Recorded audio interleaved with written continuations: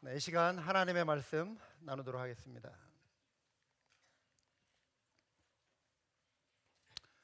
로마서 15장 25절입니다. 로마서 15장 25절입니다. 한 구절인데요. 한 목소리로 같이 읽겠습니다. 그러나 이제는 내가 성도를 섬기는 일로 예루살렘에 가노니. 아멘. 오래전에요. 저희 아이들이 이제 어릴 적에 보는 여러 책들 중에 그 책장에서 제가 한 권을 이렇게 뽑아서 읽어본 적이 있습니다. 다 읽지는 못하고 앞부분만 보게 되었는데요. J.R.R. 톨킨이라고 하는 분이 쓴 호빗이라고 하는 책입니다. 여러분, 이분은 그 유명한 책, 또 영화로도 만들어진 반지의 제왕, 그 책을 쓰신 분이기도 하죠. 책 속에 등장하는 주인공들 가운데 난쟁이가 있습니다. 이 난쟁이들은 외부에서 손님이 방문하면 독특한 인사를 합니다. 이 책의 내용이 흥미로웠습니다. 이들이 마음을 열고 또 호의적으로 문을 열어주면서 이렇게 인사를 나눕니다. 당신께 봉사하겠습니다. 다른 말로 하면 당신을 섬기겠습니다. 이런 인사입니다. 그리고 이것이 인사로만 끝나는 것이 아니라 얼른 음식 창고로 이들이 달려가 가지고 그들이 가지고 있는 음식을 들고 나와서 손님들을 대접합니다. 섬김을 실천하는 것이죠. 여러분, 오늘 예배에 나오시면서 여러분들 반갑게 서로 인사 나누셨죠? 어떤 인사말로 서로 환영하셨습니까? 우리 예배 시간에 거의 빼놓지 않고 세 마디로 인사하지 않습니까? 반갑습니다. 사랑합니다. 섬기겠습니다. 짧지만 얼마나 따뜻한 인사입니까? 우리 마음속에 이것이 그런데 형식적인 인사가 아니라 정말 반가워서 반갑습니다 인사하고요. 사랑합니다. 정말 사랑해서 또 사랑 실천하기 위해서 그렇게 인사하고 또 섬기겠습니다. 그런 결단을 가지고 나누는 인사가 될 수 있길 바랍니다. 아멘. 그런 의미에서 우리 한번 연습해 볼까요? 또 진심을 담아서 서로에게, 옆에 분에게 섬기겠습니다. 나는 누구입니다. 자기 이름을 이렇게 넣어서 섬기겠습니다. 아무개입니다. 한번 인사 나눠 보시기 바랍니다. 섬기겠습니다. I will serve you. My name is 종수. I will serve you. 섬기겠습니다. 누구입니다. 네. 네. 네. 오늘 설교 본문을 보시면 이 섬김이라고 하는 단어가 나오죠. 그러나 이제는 내가 성도를 섬기는 일로 예루살렘에 가노니. 부활하신 예수님은 사도 바울을 이방의 사도로 부르시고 사명을 주셨습니다. 복음 증거를 위해 보내셨죠. 사도 바울은 예수 그리스도의 그 사명을 온 마음으로 받아들였습니다. 순종했죠. 예수님을 본받기 위해 열심히 노력했습니다. 그래서 오늘 본문에 보면 그가 성도를 섬기기 위해 예루살렘에 간다 이렇게 표현하고 있습니다. 사도 바울은요, 섬김에 있어서 변함이 없는 사람이었습니다.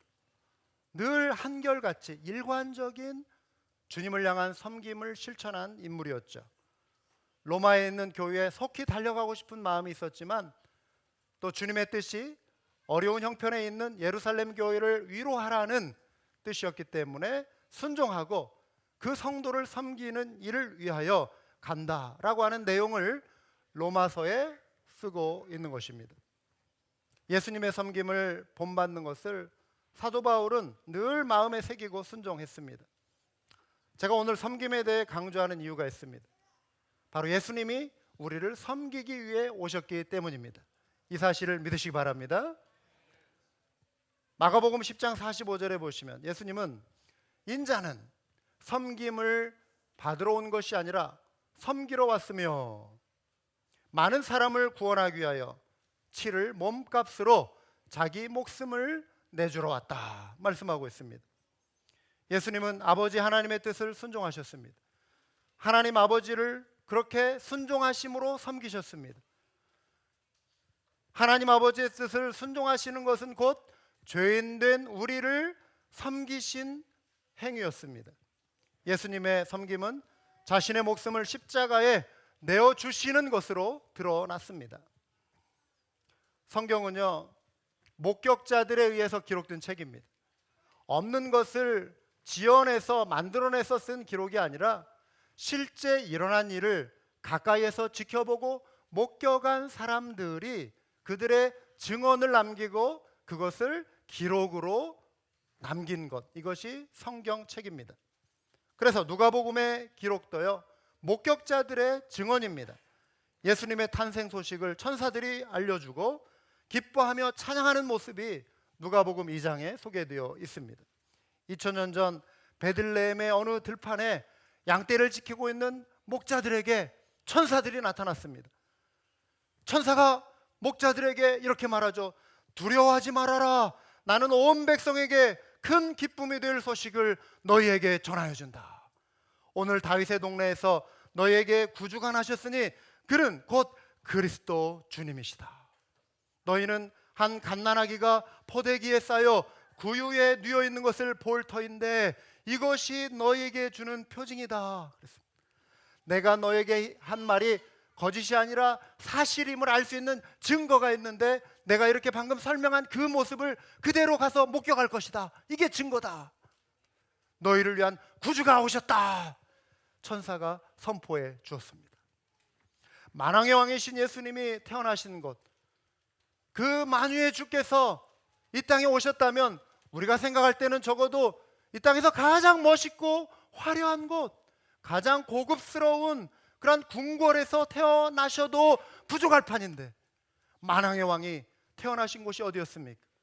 어느 초라한 말구유, 마국간, 그곳에 말밥통, 말구유에 누이신 것입니다.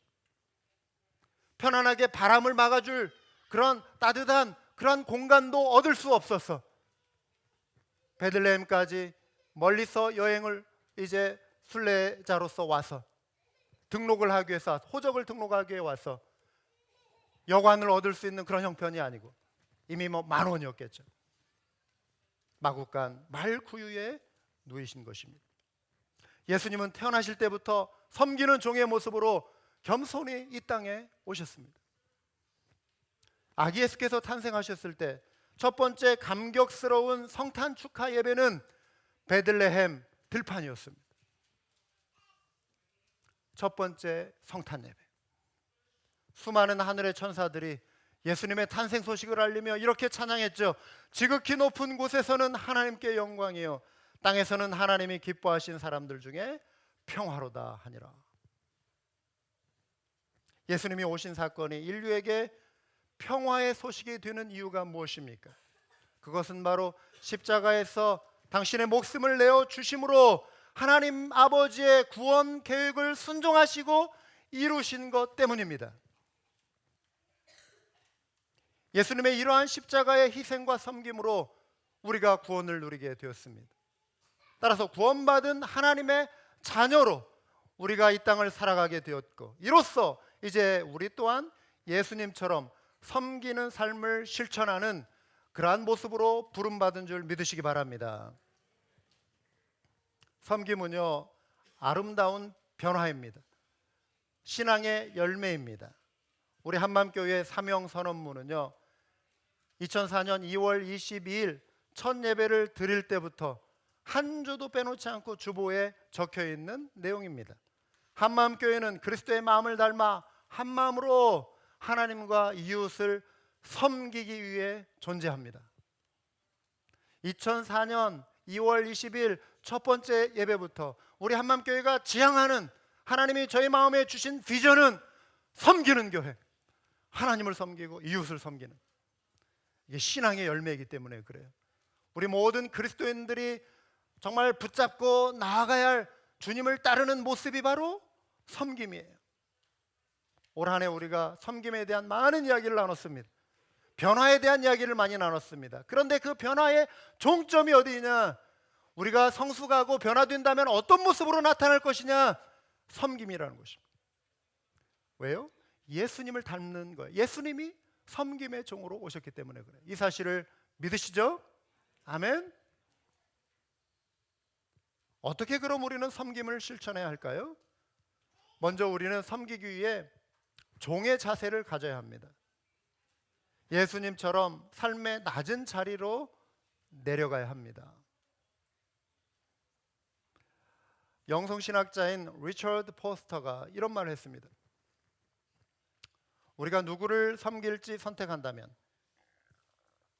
여전히 우리는 뭔가의 주인 노릇을 하려는 것과 같다. 우리가 누구를 섬길지, 언제 섬길지를 결정하는 것이다.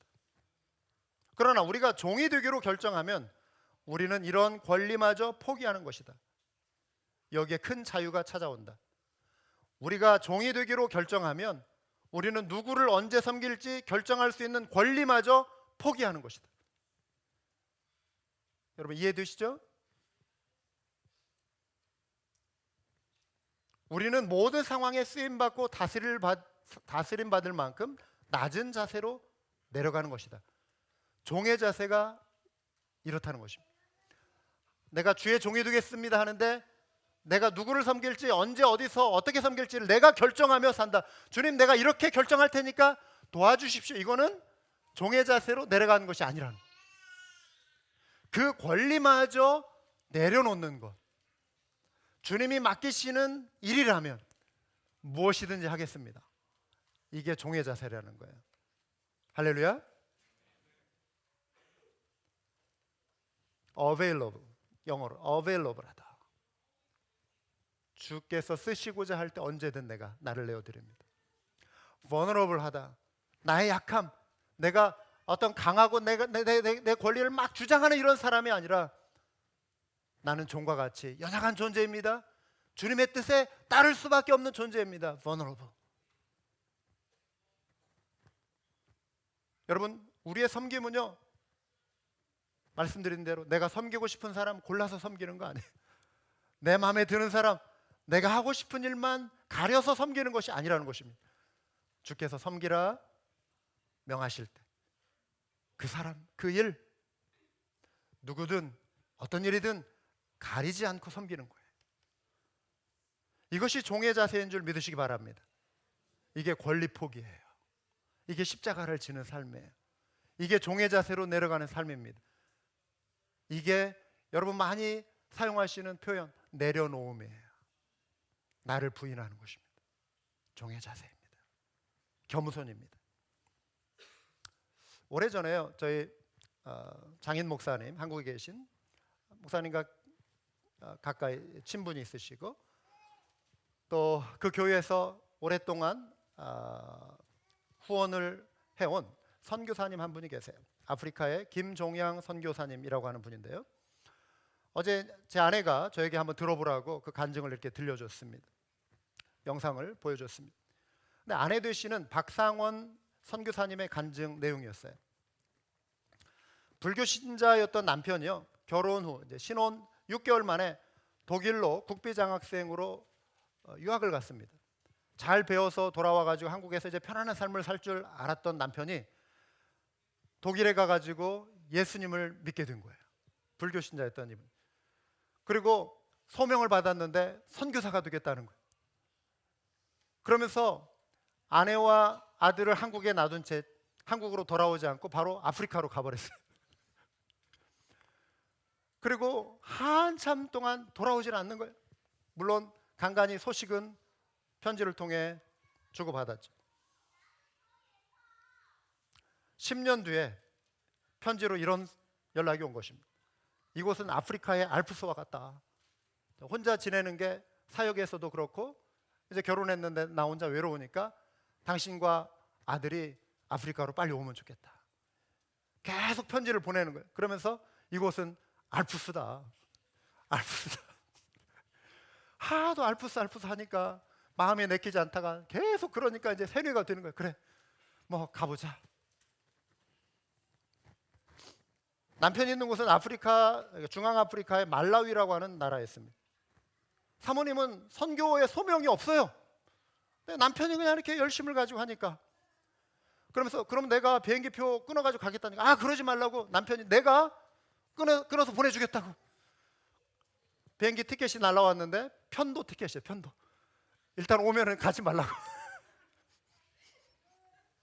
아프리카까지 갔는데 고생하면서 이제 갔는데 일주일 걸렸답니다. 일주일.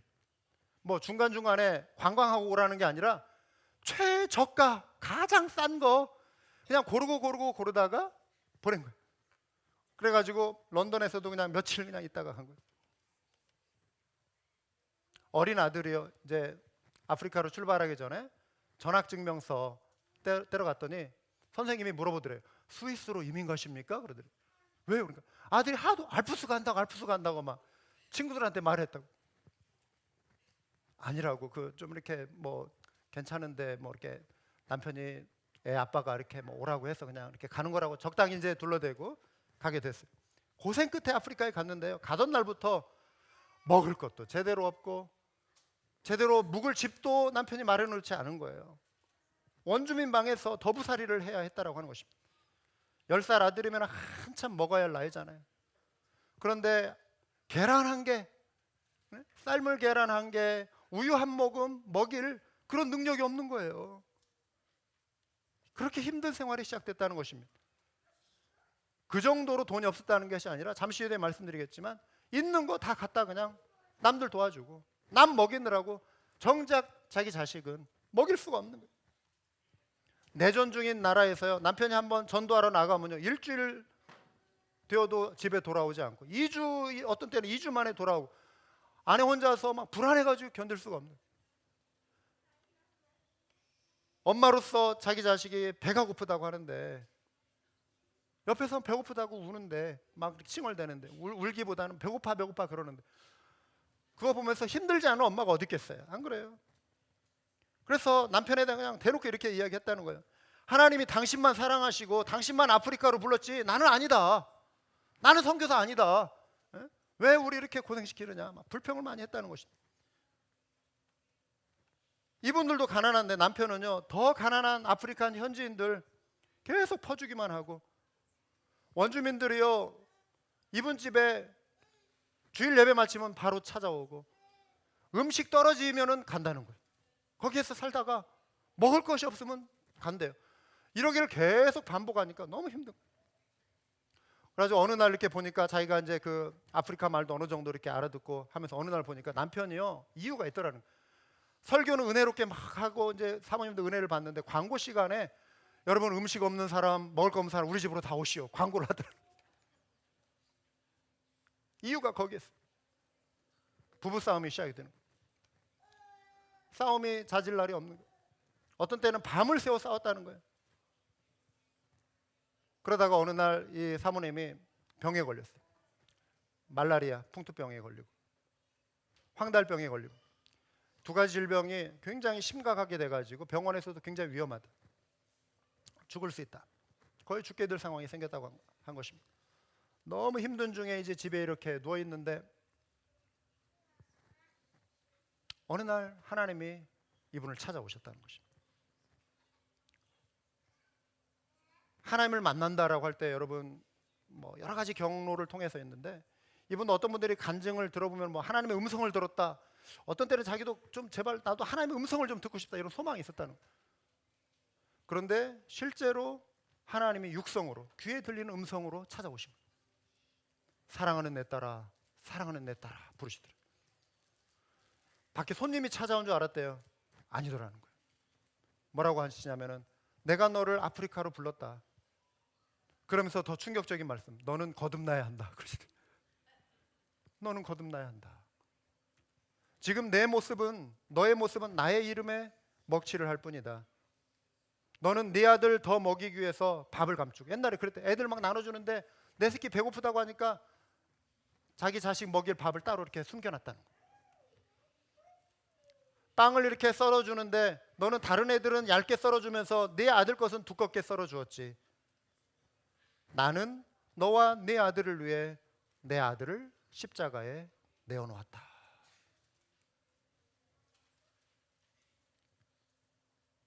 그 순간 이 마음에 하나님의 음성이 이 사모님의 마음을 확 치면서 그 자리에서 그냥 꿇어 엎드린 거예요. 그러면서 눈물로 회개하며 자신이 하나님의 뜻을 외면하고 불평불만 가득하고 이렇게 그냥 남편과 싸웠던 이 모습이 너무나도 이러한 죄가 막 떠오르면서 회개하며 눈물로 하나님 앞에 기도했다는 것입니다. 아무리 부부가 이렇게 싸워도 이분들은 새벽 기도 같이 정해놓은 시간은 또 같이 기도한대요. 남편이 일어나가지고 아내가 막 울고 이렇게 기도하고 있으니까 툭툭 찌르더래. 기도하자고.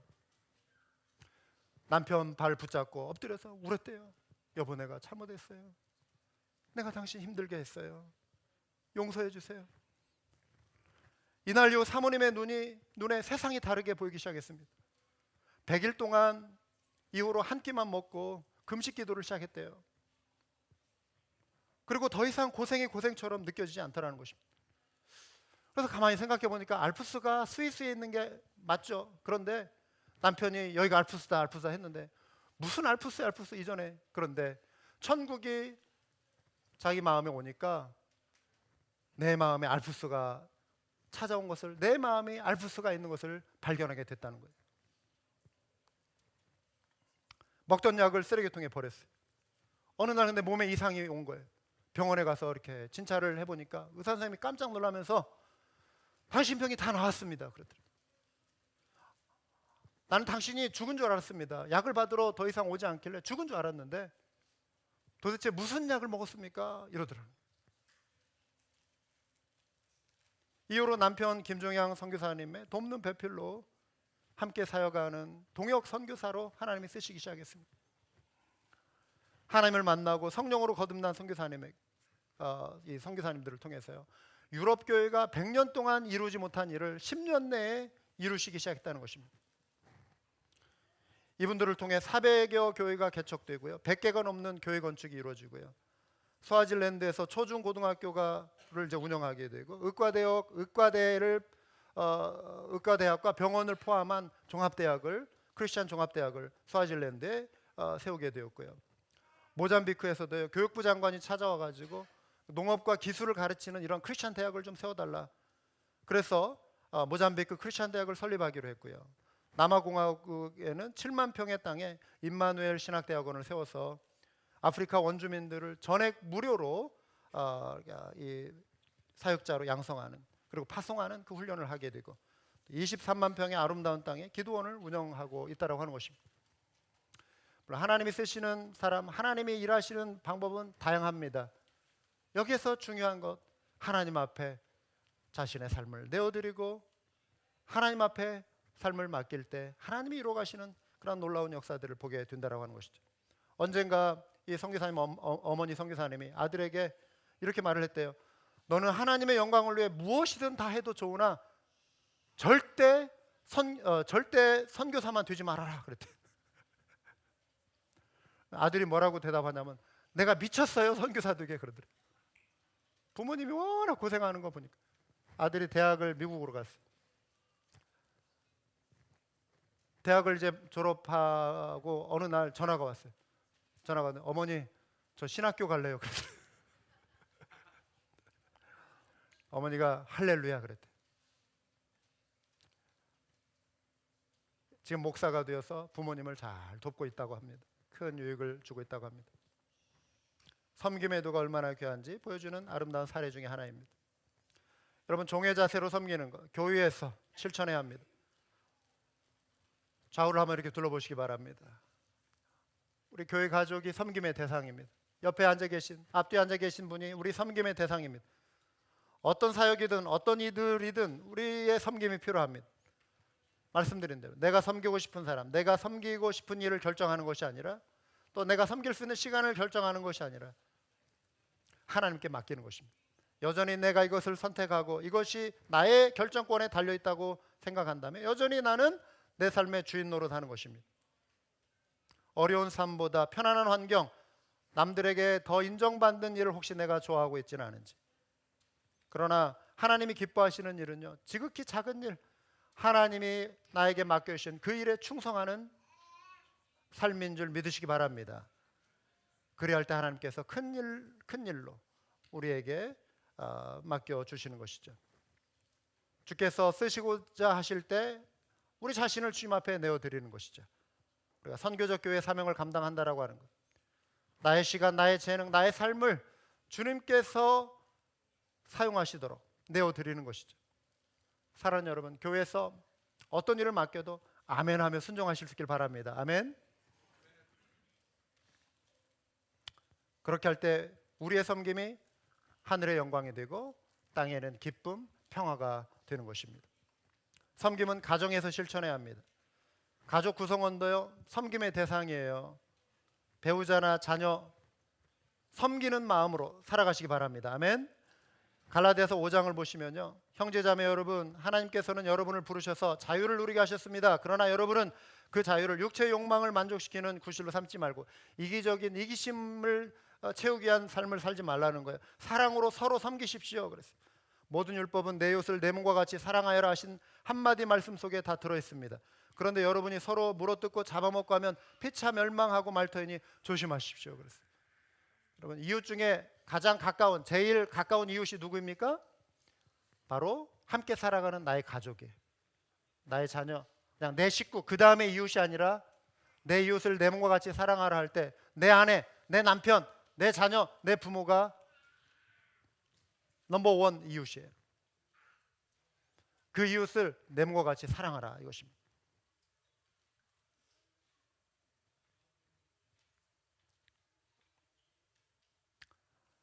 내 이웃인 내 가족을 사랑으로 섬기지 못하고 밖에서 다른 사람을 섬긴다라고 하는 것은요, 이율배반적인 거예요. 내 자녀라고 해서, 내 남편, 내 아내라고 해서 내 마음대로 요구하고 내 마음대로 표현하고 내 마음대로 다룰 수 있다라고 생각해서는 안 됩니다. 내 소유가 아닙니다. 내 자녀는 나의 소유가 아니에요. 주님의 자녀인 줄 믿으시기 바랍니다. 주님이 맡겨주신 거예요. 어린 아이들도 인격이 있어요. 아이들도 생각이 있어요. 아이들도 기억이 있습니다. 어릴 적을 다 기억합니다. 성탄절에 우리 부모님이 자녀들에게 해줄 수 있는 좋은 선물, 여러분 잘 준비하신 선물이 있겠죠. 감사한 일이죠. 그러나 더 좋은 선물이 있어요.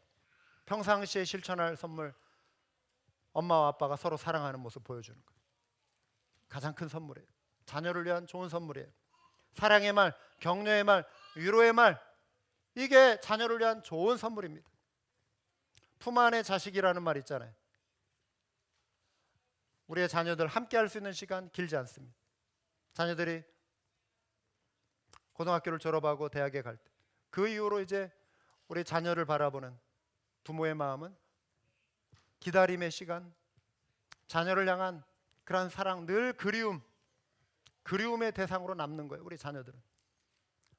저희 어머니가 남긴 수첩을 보니까요, 이런 기록이 있어요. 장례 치르고 이제 저희 집에 갔을 때, 이제 어머니가 더 이상 계시지 않는 그 집에 어머니 수첩이 있었어요. 열어보니까 그걸 열어보고 이제 많이 울었어요. 몇 년 몇 월 며칠 적어 놓으셨어요. 종수가 왔다. 몇 년 몇 월 며칠 종수가 갔다. 반복적으로 쓰여 있어요. 아들이 온 시간, 날짜, 간 시간. 어릴 적에는 저희 초등학교가 바로 집 앞에 있었어요. 그리고 중학교는 이제 좀 더 걸어갈 수 있는 거리였어요. 고등학교는 걸어서, 버스 타고 걸어서 가야 하는 거리였어요. 대학교는 고향을 떠나서 기차 타고 멀리 3시간 떨어진 서울로 올라갔어요. 거기서부터 또 전철을 타고 걸어서 가야 하는 곳이었어요. 대학원은 아예 비행기 타고 태평양 건너서 왔어요. 나이가 들수록, 상급학교 지나갈수록 저는 부모님의 품에서 점점 더 멀어졌어요. 떨어지는 시간도 길어졌습니다. 여러분, 거리가 멀어질수록 그리움은 더 쌓이죠. 자식이 한번 찾아오면 그만큼 또 반가운 것이 없는 거예요. 그런데 생각해보면 우리 인생은요, 우리의 모든 움직임은요, 두 단어로 설명이 될 것 같아요. 왔다, 갔다. 우리 인생이 그래. 왔다, 가는 인생. 그래서 지금 현재 머물러 있는 이 시간, 함께하는 이 시간, 나의 사랑하는 자녀와 내 사랑하는 남편과 아내와 부모와 함께하는 이 시간, present is the present. 지금 현재가 바로 선물이에요. 지금 이 시간이 나에게 너무나도 소중한 하나님의 선물인 줄 믿으시기 바랍니다. 내가 오늘이라고 하는 이 시간, 살아 숨쉬는 이 시간, 함께 호흡하는 나의 사랑하는 가족, 너무나 소중한 존재입니다. 하나님의 선물이에요. 소중히 여겨야 합니다. 섬겨야 합니다. 후회하지 않을 사랑으로 실천하실 수 있는 우리 모두가 되길 바랍니다. 마지막으로 일터에서 실천해야 돼. 여기에 직장 생활 하시는 분, 또 사업을 운영하시는 분들 많이 계시잖아요. 직장이 일만 하는 힘든 곳이라면 우리 하루하루의 삶은 정말 괴로울 거예요. 하지만 일터에 가서 몸은 힘들어도 마음이 즐겁다면 그래도 우리는 살맛이 나잖아요. 그 일을 계속해 갈 수 있잖아요. 그래서 여러분, 몸은 힘들지만 여러분 일터를 천국으로 좀 만들어 보세요. 그렇게 될 줄 믿습니다. 나의 선택에 달려 있습니다. 우리 사장님들, 언젠가 여러분들도 종업원이었던 때 있었잖아요. 다른 사람들 밑에서 일해보신 때 있었잖아요. 그때 내가 사장이 된다면 나는 저렇게 하고 싶어, 우리 사장님처럼 하고 싶어, 아니면 내가 사장이 된다면 지금 우리 사장님처럼 하지는 않을 거야, 어떤 생각을 해보신 적이 있을 거 아니에요? 그때 생각해 보셨던 그 모습으로 여러분이 여러분의 일터에서 그렇게 실천을 해보시는 것입니다. 종업원을 나의 가족처럼 여기고 격려하고 섬기며 일을 맡기면 그 직장은 웃음이 넘쳐날 줄 믿습니다. 종업원은요, 눈에 보이는 일, 시키는 일, 월급 받는 것만큼 계산적으로 딱 하려고 하지 말고 책임감 있게 주인의 마음으로, 내가 사장이다 라는 그 마음으로 더 살피고 더 책임감 있게 일을 하려고 하면 직장은 웃음이 넘칠 줄 믿습니다. 우리가 온전히 섬김을 실천하는 것이 바로 성탄의 기쁨을 삶으로 드러내는 거예요. 주님과 화평을 누리고 이웃과 평화를 복음으로 살아내는 것이 바로 교회에서, 가정에서, 일터에서, 사회생활 속에서 섬김을 실천하는 것입니다. 주께서 섬기라 하신 자리, 섬기라 명하신 사람들을 종의 자세로 섬기는 우리 모두가 되어야 할 줄 믿습니다. 기도하시겠습니다.